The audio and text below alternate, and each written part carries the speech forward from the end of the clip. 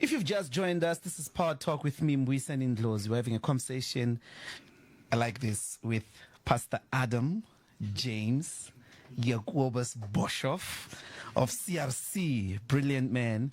And our studio line is 0861 987 000.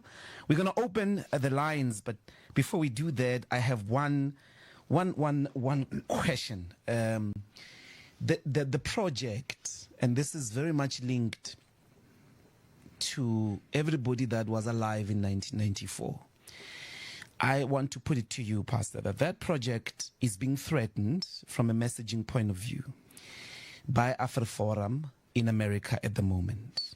The project of we've got to constantly solve our problems as South Africans, solve them as South Africans together, no matter the difficulties. But we seem to have sort of crystallized in that a message once more that says there is a huge genocide sponsored by the state against white people, taking into consideration the crime levels in the farms, what is called farm murders, which, as you know, Pastor, it's the same in the townships, it's the same for women, it's the same, it's worse for men. Every day there are more men, black men, killing each other, murdering each other than anywhere else. I couldn't wake up and say the women who are crying about GBV are causing or are calling murder on men, since they are also being killed by men. But there is this sustained project, and I put it to you, I would like to hear what you make of the campaign by AfriForum at the moment in the United States, which seems to have caught the US government. There are cuts, there are threats of sanctions, and so on and so forth. What is your reaction to that? I want to make it very clear that 98% of Afrikaners do not identify with that. That if you talk to people, and I do, I'm not a pastor that sits in a home being bishopy. I'm among the people. I talk to people in the church, outside of the church. South Africans want South Africa to work. South Africans want to work through the problems in South Africa and find solutions. I said to the leader of one of the organizations, I said, you cannot have a civil justice society that only fights for a certain culture. Fight all injustice and tell the truth. And if a farm worker is murdered, it should get the same publicity as the farm owner. And factually, crime is a problem in South Africa, but it's not a farm murder problem. So yes, there might be some hate murders that happens in the township, that happens on a farm, etc. There might be. Those are isolated. But when we look at the statistics that the Minister of Police just released recently, and that AfriForum said they will come and debate and deliberate, etc. That's going to be an interesting conversation. But to say there's a white genocide is ludicrous. It's absurd. And listen, when I talk like this, those extreme Afrikaans people hate me for speaking the truth. I'm not anti-Afrikaans. I'm an Afrikaner by birth. I identify as an Afrikaner. But above that, I identify as a South African. Above that, I identify as a Christian. Man of God. And I said this years ago, man, to these agricultural organizations. They were all together. And I was asked to open in prayer, and they all were there. And CEOs of banks were there, etc. And I said to them, why don't you do what has to happen? Empower the people, as the Freedom Charter says. Come with positive, constructive plans that in our Constitution it says, and the Freedom Charter, those who work the land should own the land. And I would like to see that in mining as well. Don't get me on these topics. Where people can actually have ownership, where people can farm with dignity and be empowered. There's enough for everybody. There's enough land for everybody. So, and I say this from my platform, and I get criticized from that. There are trying to divide powers from out South Africa, powers from within South Africa, trying to divide. Why? Because while you cause chaos and division, you keep a country unstable, and you stop it from moving forward. So America's interference is sad. The fact that they've stopped US aid is a travesty, especially with our HIV people. And I have to say this, we've engaged with pastors who are directly in contact with President Donald Trump and pleaded with them to speak to the President of America to reconsider aid to South Africa, because our people should not be punished. And then also, and I've spoken to some of our local politicians, very high in government, and I don't want to throw their names on a public platform. Last Sunday I sat with one, and she's a very, very influential person. And I said, why can't we send a delegation to America and tell the truth? Don't have different people going. Now, I understand people go and lobby. So Solidariteit went and lobbied their case. Business people lobby, everybody lobbies, etc., etc. That's not the way we are going to change South Africa. It breeds animosity, and what it does, it makes people believe Afrikaners do not want to be part of this country. It's a lie. Those who left the country have left already. Those who are here want to be included in South Africa. They want to see a future for them and for other people, as do our black people. I do not meet black people that hate Afrikaners. I have to tell you, Dr. Ndlozi, I go to gym every single day. I talk to people, I don't want to say normal people, but normal people that are not Christian people, church people, and I'll ask them, what do you think, what's your view? I talk to the car god. I talk to people all over to find out what is the sentiment. All people want is a safe, prosperous South Africa where our young people can have jobs, where every young person, I mean, for our young people between the age of 18 and 30, 70% unemployment. It's a travesty. It is a failure of so many systems, and we can all play the blame game this way. But we need to create jobs for our young people. We need to stop talking and come with proactive plans and implement them so that we can improve the livelihood of all the people in South Africa. So I am passionate about these things. I really am. Because I actually don't think it's difficult to fix our problems.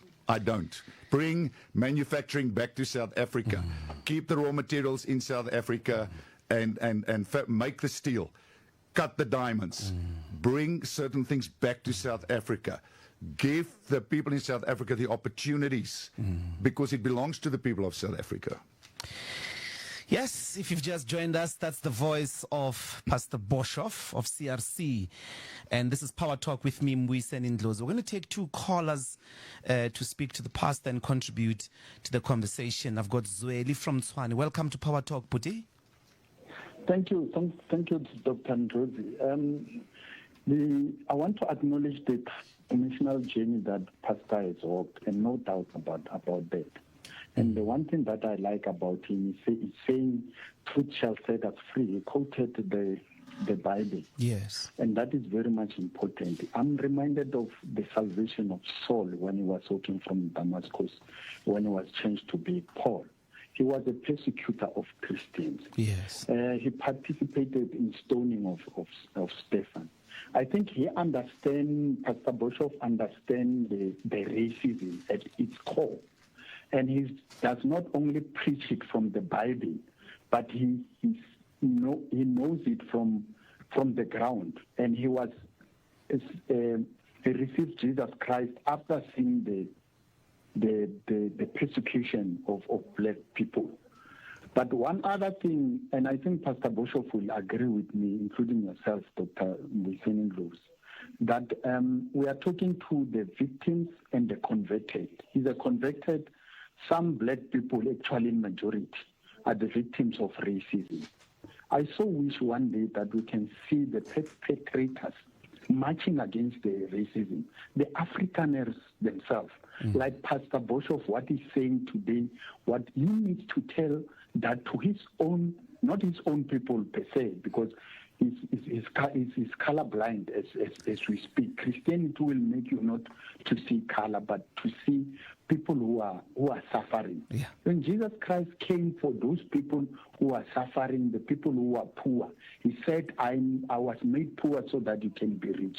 I want to see one day Afrikaners marching against the racism that is happening in South Africa. We march as South Africans. Thank you. Because it's now, racism it has now become demonic, and it's now becoming a cancer to South Africa. Ngiyabonga Zweli, thank you very much. Racism is demonic. Stephen from Pretoria West, welcome to Power Talk. Hi, good morning, Doctor. Good morning. Good morning, good morning. Pastor. Yes, I just actually, it's the first time that I talk to you, but I'm a Power FM family member. I wanted actually to ask the pastor that do I need to be completely altruism in order for me to can actually realize who is my neighbor? Because sometimes when we talk about the neighbor, we think of people that are actually just staying next to you. But the true sense of my understanding of your neighbor is somebody that needs help, that you can actually help alongside the road, or any other way of how you feel that this person actually needs something from there is a need. And then that my understanding is that that's what neighborhood is. And then again, I want to ask him that when do I realize that I am at the stage of dangerous altruism and extreme altruism? How do I actually identify or know that for my altruism now has gone now to the extreme, where you are now taking further steps. You help a person that is alongside the road that needs help, and then you even take that person and go and accommodate him in your house for the night. Let me just give you an example. And that I have actually learned when I was actually going through the Samaritan that actually helped us. That person that was alongside the road, who was actually look at him and see a human body, a human being, not a bloody body that's lying alongside the road. And thank you. Thank you, Stephen from Pretoria West. I'm going to go to Martha in Bryanston. Welcome to Power Talk. And Pastor Boshoff is listening, is here too. You are welcome. Thank you so much, Dr. Ndlozi. Thank you, Sissy. Pastor Boshoff, thank you very much for the work that you are doing as a church. I'm a member. And every Sunday, there are these children from one of the informal settlements in Joburg at the church. I don't know where they transport them from, but they come as they are. You can see poverty in those kids from the clothes that some will be wearing in the morning. Some have not taken a shower, but they come to church to receive the word. When they leave the kids' church, you can see hope in their eyes because they are fed in the church. They found a place where we can all agree that South Africa, we can make it a better place for all of us. Thank you so much, because for those children, you are changing their lives.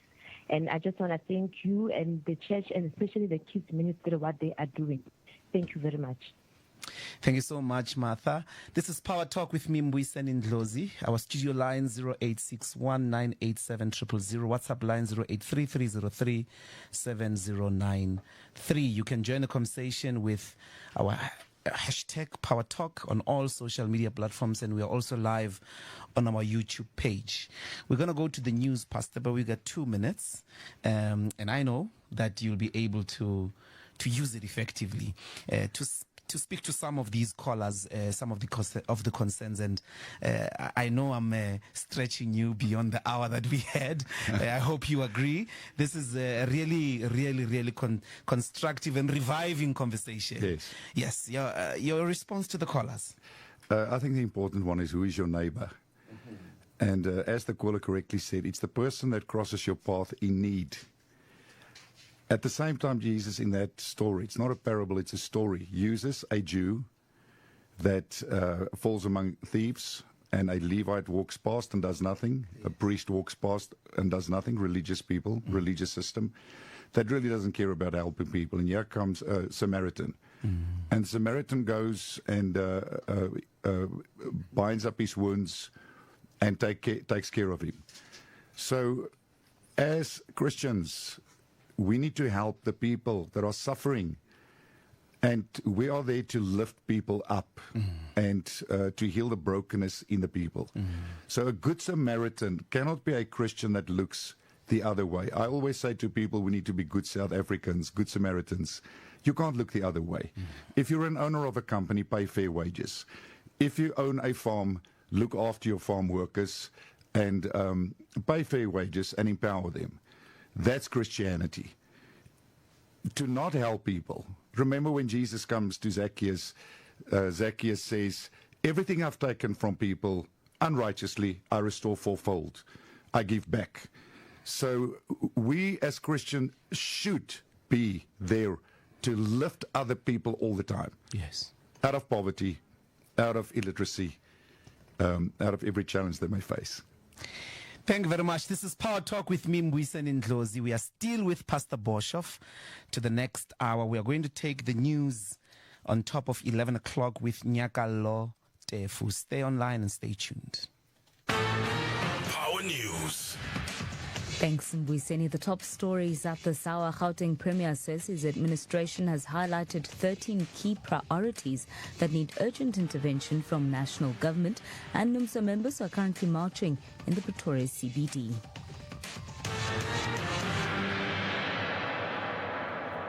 With the news at 11, a very good morning to you.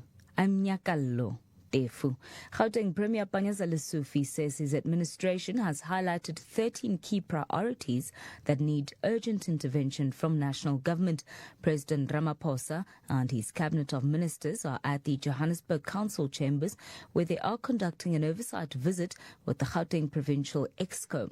And Premier Lesufi, who delivered the opening address, says cabinet must provide provincial government with the required resources to deal with the G13 problems of the province. President Ramaphosa, who delivered the keynote address, says national government needs to enhance its collaboration with provincial government and says the success of South Africa depends on that. Pani's reporter Nkosnati Shazi joins us live on the line from the Johannesburg Council chambers. Nkosnati, what are some of the challenges highlighted by the Gauteng province and what was the response from the president? Yes, Nyakala. Well, Gauteng Premier Panyaza Lesufi has identified 13 challenges within the province that need urgent intervention from the government of national unity. Now, of course, with Gauteng set to be the host province for the G20 summit, the Premier has labeled these 13 problems as the G13 problems of Gauteng, and they, of course, include water, cable theft, traffic lights, potholes, crime and lawlessness, the mushrooming of informal settlements, electricity, GPV, drug abuse, hospitals, lack of schools, failing infrastructure, and unemployment. So speaking at the opening of the oversight visit by the President and his cabinet of ministers, the Premier Panyaza Lesufi says collaboration will be key if the province of Gauteng is to prosper. If we have to work extraordinarily hard to ensure that these G13 problems of Gauteng are resolved, we need each other. We need to work together. We need to plan together. We need to execute these missions together. So, President, we are here to seek your counsel. We are here to seek your guidance. But most importantly, we are here to form a formidable partnership with you. There are areas that we think, if we agree at this level, it will unlock the potential of our province. Now, on the other hand, President Cyril Ramaphosa, who delivered the keynote address here at the oversight visit of the Gauteng Provincial Exco, says that the Gauteng province cannot afford to fail. Of course, despite Gauteng being the smallest province by land, it is number one, the most populous province with more than 15 million people and contributes most throughout all the 9 provinces to the national GDP. So the president saying that if Gauteng fails, then South Africa will not prosper. But he also made some scathing remarks to the province of Gauteng, saying that in one of the G20 related meetings that was held in the province, he was not happy with the state of organization, with the state of cleanliness, and the state of how things were when Gauteng hosted foreign ministers meeting, of course, earlier in February. But speaking at the opening address, here's what the president had to say about, number one, the Gauteng province getting its house in order and cleaning up ahead of the G20 summit. I should say, because sometimes it's good to be direct and to tell it as it is, I should say that 1 or 2 meetings of the G20 that I attended here was not very pleasing. The environment that one observed was not a pleasing environment. I say this so that we can improve immensely. As South Africans, we are proud people, and let us get that pride that we have, self-pride, lift us up so that we do present a G20 that will wow people. Now, with today being day one of the oversight visit, President Cyril Ramaphosa will officially close the two-day oversight visit tomorrow at about 1 p.m. here at the Johannesburg Metro Chambers Council. Nkosinathi Shazi, Power.